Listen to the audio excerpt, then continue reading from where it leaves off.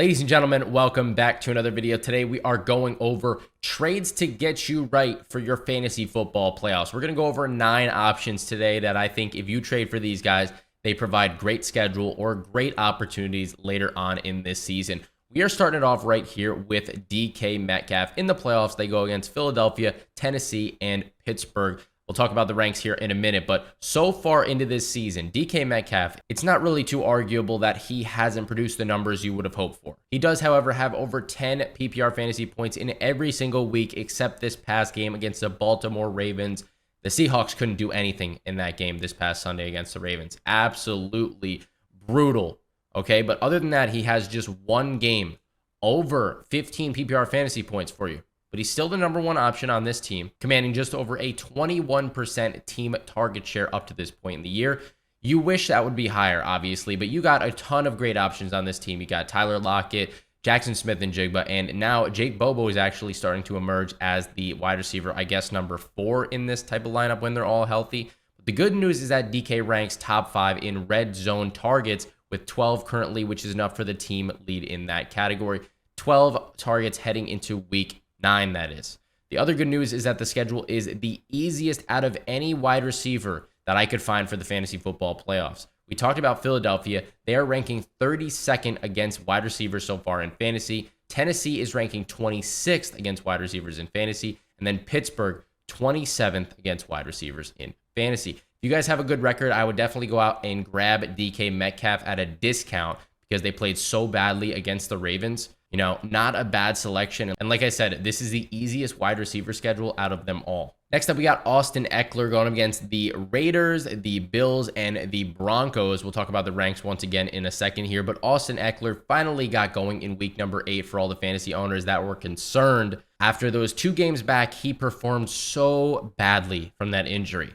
But the real concerning part for Austin Ekeler is, of course, not his pass catching potential, because you know that's through the roof. You're going to get a lot of passes going Ekeler's way. The yards per carry over the past 3 games, heading into that Monday night game, I'm recording this on Sunday, so week number 9. The last 3 games, he's sitting at just 2.3 yards per carry, which is absolutely brutal. It would certainly be nice for him to actually gain some yards when running the ball. I think he had 15 rushes for 29 yards in week number 8, which is absolutely brutal. But I guess we're going to have to give him a pass because, like I said, he did have a good game in week number 8.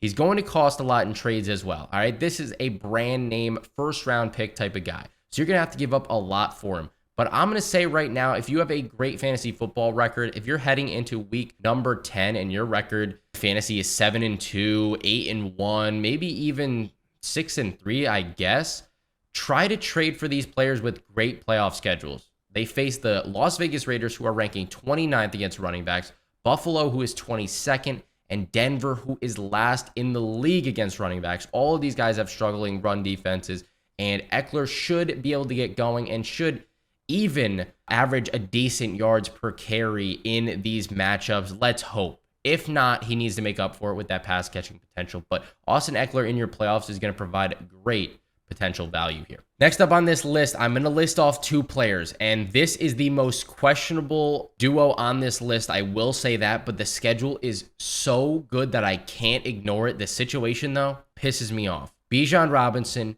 and I'm going to do a / Tyler Algier here because we do not know who is getting the ball here. If Bijan Robinson would just simply get the ball in his hands a bit more, we would be loving life right now. I'd say go get Bijan Robinson right now. You need him in your fantasy football playoffs. But unfortunately, Arthur Smith wants to make it a point that fantasy football is so irrelevant that he'd rather lose games. He'd rather not give star player the ball at all and lose games just to make a point that he doesn't care about fantasy. So that's the risk that you take when trading for Bijan Robinson late in the season. If you really think that Arthur Smith actually is going to put Bijan Robinson in these last couple of games, then by all means trade for him or trade for Tyler Algier if you think he's not going to be involved in these games. That's going to be up to you. But up to this point, he is, he's not doing enough for you. Okay, you drafted this guy probably in the first round of your fantasy football drafts, and he is not even top 15, I don't believe, after week number 9. The numbers haven't been added up yet, the average numbers, but he can't even be in the top 15 after that terrible performance in week number 9. Once again, he's ranking top 5 in targets, though, at the running back position this year, and top 10 in rushing and receiving yards out of all running backs. Like I said, if he actually plays in these playoffs, the schedule is a cakewalk. They get the Carolina Panthers, who are 31st in the league against running backs, Indianapolis, who is 28th, and then Chicago, who is 26th. So all either, 26th or under ranking defenses. Okay, this is the easiest schedule from weeks 15 to 17 that I could find for running backs. And if the Falcons could get up early in these games, that would help out Bijan even more. Like I said, the only problem here is that Arthur Smith is not giving this guy the ball. Give your star the rock. You are 4-5, dude. Please, we get it. You don't care about fantasy football. All I would care about if I was the coach is winning the game. Just give him the ball so you can win the game. It's that simple, dude. It is that simple. Now we're moving on to DeAndre Swift against Seattle, New York Giants, and then the Arizona Cardinals here. Swift has been consistent up to this point in this season, no matter if the Eagles find themselves winning early in games or if they find themselves in close games. Not only has he proved so far this season to be a great runner, but also, more importantly for PPR fantasy owners, a great pass catcher. But we knew that even when he was in Detroit with the Lions. Swift is top 5 in receptions and rushing yards so far this season and ranks top 10 in evaded tackles as well. Heading into the next few weeks, after the bye week, they have really tough opponents, but luckily, towards the very end, it evens out. It gets very easy here. So if he does end up struggling in these next couple of weeks here, then I definitely would be trading for him rather than trading him away before your trade deadline hits, of course. But he ends up going against Seattle, who is ranking 17th against running backs, the Giants, who are ranking 21st against running backs, and the Arizona Cardinals, who are ranking 30th right now against opposing running backs. The Seattle game here in these playoffs is a game where I could see that being close between these two teams, possibly. But I do have to imagine that the Giants game and the Cardinals game could get out of hand early and the Eagles could pull up in these matchups, leaning more on Swift throughout those matchups. I'd be a little more nervous towards Devontae Smith and A.J. Brown, just if they go up early. That's the only reason, but the Eagles should have great games against all 3 of these matchups.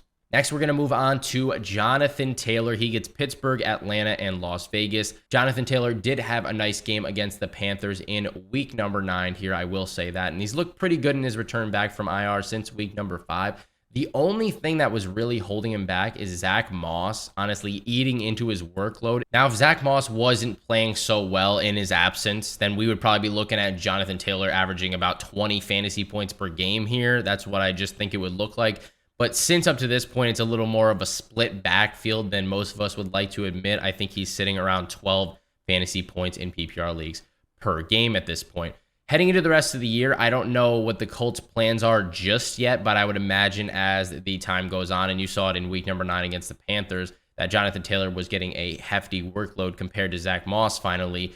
I think he's definitely worth a guy betting on, especially because so many running backs are very disappointing in fantasy up to this point in the year. His schedule consists of Pittsburgh, who is ranking 23rd. They get the Atlanta Falcons, who is a tough matchup. I will not lie, they're ranking 3rd against running backs currently, but I think he can get by this matchup because of his great pass catching potential. And then last but not least, very easy matchup against the Las Vegas Raiders, who are ranking 29th against running backs. Next up, we got Brandon Aiyuk. In the fantasy playoffs, he goes against the Arizona Cardinals, Baltimore Ravens, and the Washington Commanders. He was looking like the number 1 wide receiver in San Francisco, even when Debo wasn't injured. But the past couple of weeks, the 49ers have really been struggling. I do, however, think they are due for a bounce-back game very soon. And not just a bounce-back game, but a bounce-back couple of weeks in a row. And they will have to do so if they really want to make a nice playoff run here towards the rest of the season here. The good news for Aiyuk is that he is averaging 15.6 PPR fantasy points at this time. But after week 1, you were clearly expecting a massive year, most likely. He hasn't. That was like the highlight of his season so far. That 30-plus point game in week number 1, you were probably expecting, oh my God, I have a diamond in the rough here with Brandon Aiyuk.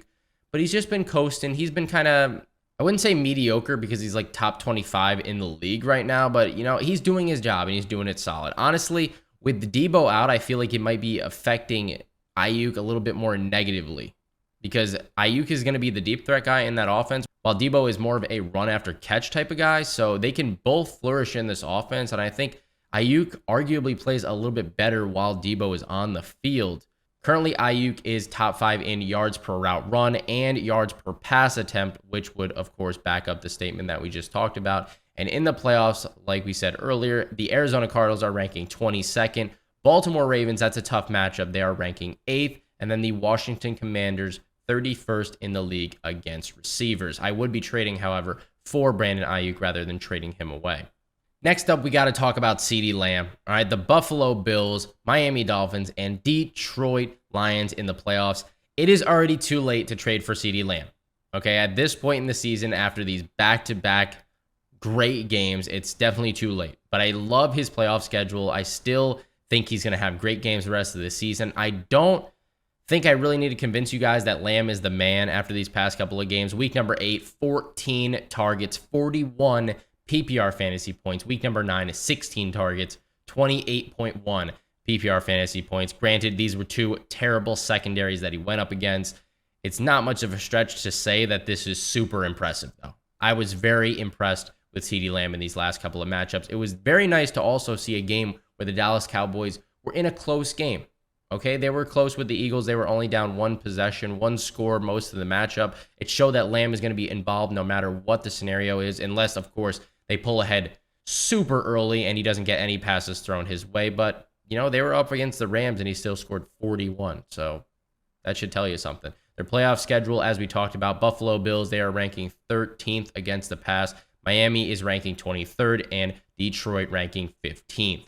Next is Marquise Brown against San Francisco, Chicago, and Philly in the playoffs. I know things looked very brutal in week number 9 against the Cleveland Browns, but Clayton Tune is not going to be the starter of this team for much longer, and especially not in your fantasy football playoffs. So you don't have to worry about that. I'm sure your league mates are not dumb by any means, and they realize this as well. So you might have to give up a decent chunk of your team for a guy like Marquise Brown, but I do think it's going to be worth it because the schedule is so easy at the end of the year. Last year when Brown was the number 1 wide receiver in Arizona when DeAndre Hopkins was suspended, he played great with Kyler Murray, and I'm counting on more of the same soon here this season. Even without Murray, though, Brown is still, you know, the number 1 receiver on this Cardinals team, which is, of course, a good sign. And like we talked about in the playoffs, San Francisco ranking 29th against receivers, Chicago ranking 19th against receivers, and then the Eagles are ranking 32nd, last in the league against fantasy football wide receivers. And last but not least on this list, we have T.J. Hockenson,